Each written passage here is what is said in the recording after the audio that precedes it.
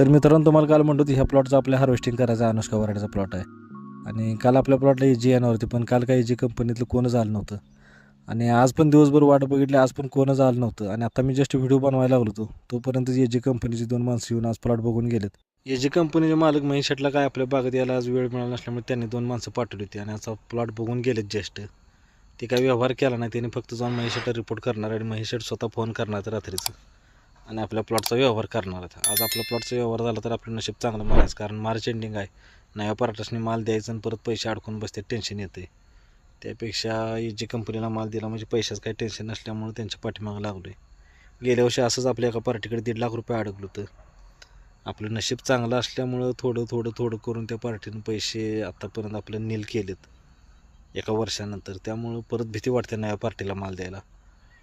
आणि आता EG माल काढतो म्हणतात, बघून गेले त्यांनी संध्याकाळी फोन पण येईल आणि आपला मालाचा व्यवहार पण होऊन जाईल. जर झाला तर तुम्हाला नक्की उद्याच्या व्हिडिओमध्ये सांगतो.